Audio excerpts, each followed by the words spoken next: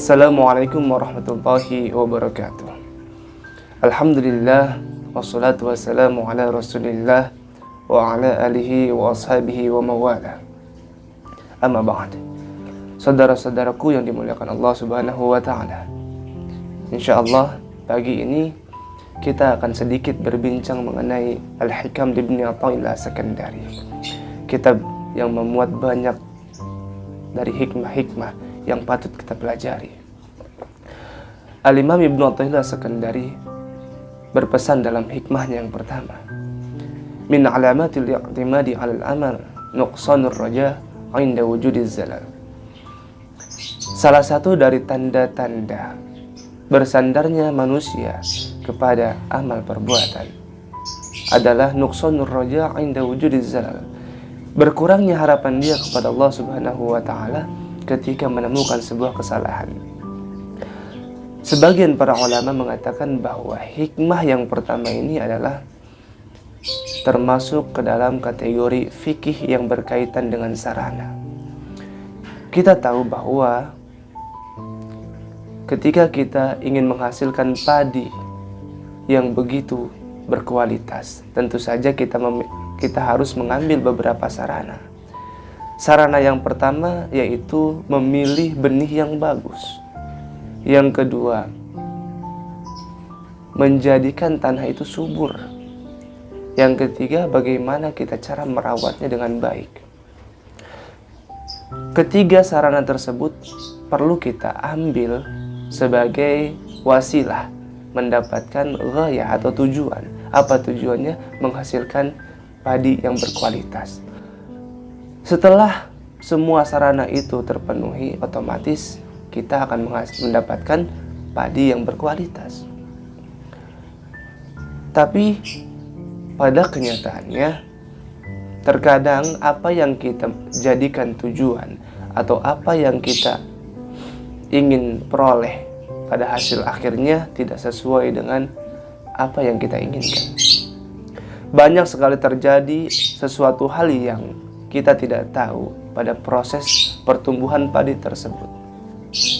Oleh karena itu, Al-Imam Ibn Athaillah As-Sakandari mengingatkan kepada kita bahwa ketika kita bersandar kepada amal, tanda-tandanya adalah nuqsanur raja 'inda wujudiz zalal, berkurang harapan kepada Allah Subhanahu wa taala ketika menemukan sebuah kesalahan ataupun kegagalan. Ketika kita bercocok tanam padi tadi, ternyata kita menemukan kegagalan, entah itu datang dari hama yang membuat tanaman padi itu rusak, ataupun angin yang begitu kencang menghempas hamparan tanaman padi tersebut. Lantas akhirnya, padahal sarana sudah kita ambil, usaha ikhtiar sudah kita perbuat. Akhirnya apa? Yang terjadi ketika hasil itu tidak sesuai dengan apa yang kita inginkan, kekecewaan timbul, gundah mulai muncul dalam diri kita, hilang harapan atau berkurang harapan kita kepada Allah Subhanahu wa ta'ala. Jadi yang perlu kita ketahui bahwa Allah Subhanahu wa ta'ala memerintahkan kita untuk berikhtiar. Namun segala sesuatu hakikatnya Allah yang menentukan hasilnya. Contoh kecil, ketika seseorang ingin memiliki pengetahuan yang luas, memiliki ilmu-ilmu yang banyak, harus menempuh beberapa sarana. Salah satunya yaitu dia belajar.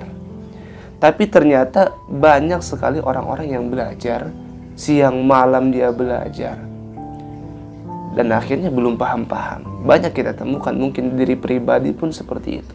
Ketika kita berusaha untuk belajar, terus belajar, kadang-kadang ada saja yang belum kita pahami, bahkan tidak kita hafal. Akhirnya apa? Timbullah rasa putus asa. Esok saya nggak mau belajar lagi karena saya nggak paham-paham. Ketika kita menemukan kondisi yang seperti itu, putus asa dengan sebuah kegagalan, berarti secara tidak langsung kita mengandalkan sarana. Sarana yang pertama adalah akal kecerdasan kita. Kita hanya percaya pada akal kecerdasan kita bahwa akal itu mampu untuk menerima seluruh pelajaran sehingga kita hafal dan punya ilmu yang banyak. Pada nyatanya, walaupun sudah belajar berkali-kali tidak paham-paham, kita tidak sadar bahwa yang memberikan kita ilmu, yang memberikan kita kecerdasan adalah Allah Subhanahu wa Ta'ala. Adapun belajar adalah sarana yang harus kita tempuh. Itu hanya sebuah sarana. Manusia hidup dalam koridor takdir, tapi manusia punya hak untuk memilih takdir. Ketika manusia dihadapkan antara ingin pintar atau ingin tidak pintar, ada dua kemungkinan. Dia bisa memilih pintar atau tidak pintar. Memilih pintar dengan cara belajar, memilih tidak pintar dengan cara tidak belajar. Manusia punya hak untuk memilih takdir, tapi keduanya masih dalam koridor takdir Allah Subhanahu wa Ta'ala. Seperti halnya Sayyidina Umar radhiyallahu anhu, ketika ingin bepergian ke sebuah tempat, ternyata ada kabar bahwa di tempat itu ada wabah. Kemudian kemudian Sayyidina Umar membatalkan rencana bepergian tersebut. Setelah itu ditanya oleh para sahabat, "Ya Sayyidina Umar, apakah engkau lari dari sebuah takdir Allah Subhanahu wa Ta'ala?" Dijawab oleh Sayyidina Umar, "Ya, aku lari dari takdir Allah menuju takdir yang lainnya." Berarti dari situ kita bisa ambil pelajaran bahwa segala sesuatu sudah ada ukurannya, sudah ada takdir dari Allah Subhanahu wa Ta'ala. Tapi manusia boleh memilih takdir. Apakah kita akan berdiam diri saja ketika kita duduk di bawah bangunan yang akan roboh? Tidak jelas. Kita bisa memilih untuk diam di situ atau kita pergi dari situ. Dalam hikmah yang pertama ini, kita diajarkan bahwa hakikat sandaran yang sebenarnya itu siapa? Apakah selama ini kita melakukan sesuatu bersandar pada diri kita sendiri atau kita bersandar kepada Allah Subhanahu wa Ta'ala? Ketika kita bersandar kepada Allah Subhanahu wa Ta'ala, tentu saja ketika kita menemukan sebuah kegagalan dari apa yang kita usahakan, tentu kita akan berkata, mungkin Allah belum mengizinkan hari ini.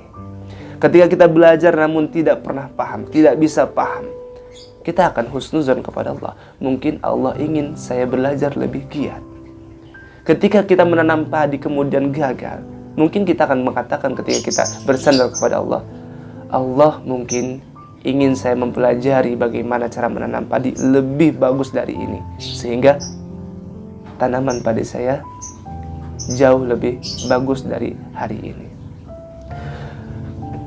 Kegundahan hati, keresauan hati akan terkikis ketika kita mengerti kepada siapa kita bersandar. Mudah-mudahan apa yang kita pelajari tadi secara singkat bisa kita pahami dan bermanfaat khususnya pada diri pribadi. Assalamualaikum warahmatullahi wabarakatuh.